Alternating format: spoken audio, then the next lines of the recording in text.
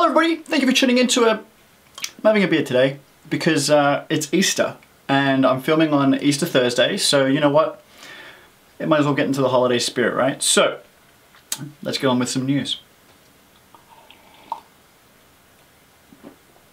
Now something that's not entirely huge news, but something I read today which was so incredible I just had to share it. Now, it's about India. I haven't been to India yet, so I don't know from experience, but I read that there is more people in India that have used a mobile phone than used a toilet. So that means that households in India, some households have no toilet, yet they hold a mobile phone. That was mind-blowing for me, and you're probably thinking the same thing, because I guess I take it for granted that I have both, and they kind of link together. I mean, don't get me wrong, I'm sure that some of you have used a phone on the toilet, and without one, where would you use it? Where would you catch up on your news or Facebook from? I've just thought it was interesting.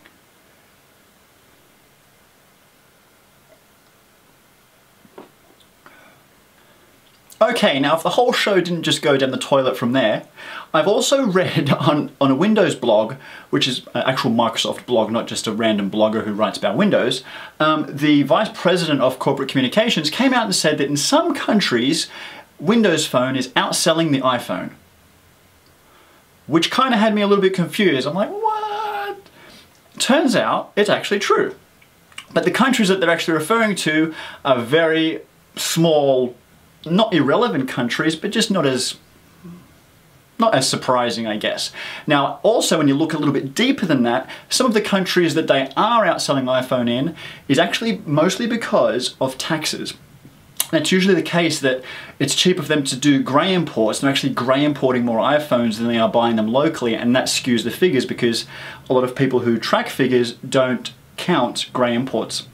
So really interesting. It was countries like the Ukraine, Brazil, and stuff like that. Now, whether it is or isn't true or accurate, I hope that the people in those countries aren't all buying Windows phones because they're missing out on good technology.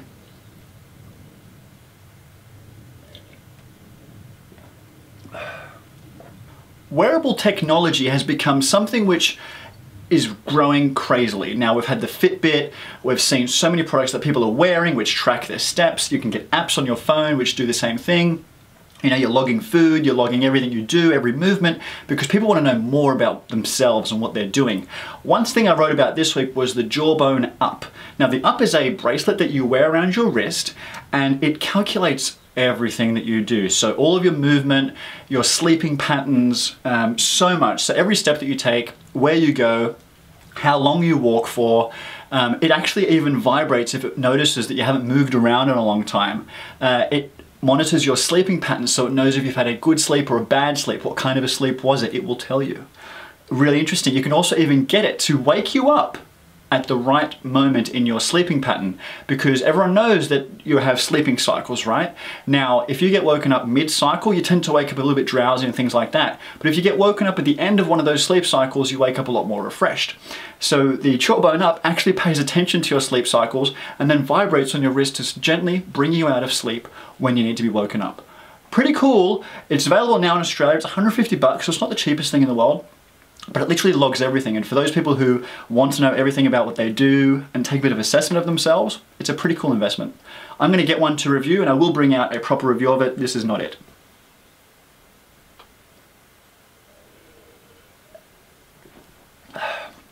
Now any of you that have a smartphone, tablet, etc. would know that when you are typing on a touchscreen, a good portion of the screen is taken up with the keyboard, probably 50% of the screen, right? If you have an iPhone, it's about 50%. Android phones, it depends, depending on the keyboard that you've downloaded, but it takes up a lot of space. Now, there is a company that is pitching something on Indiegogo, which is like a Kickstarter website, and they've developed its Minuum. Now, this app is changing the keyboard completely. The old way that we used to see, you know, QWERTY keyboards and stuff like that, gone.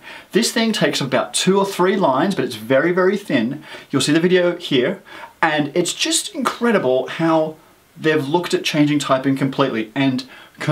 So not even just using a touchscreen anymore, but even potentially writing on your arm. potentially just writing through movement. Some really interesting stuff. You can back it. I think for $5, you can actually get the beta version on your device today on Android and check it out. I'm actually thinking about doing the same thing. I've got a Note 2 here, which I can try it on. Freakish stuff. And I would love to see it happen because we've been stuck with the QWERTY keyboard for a long time.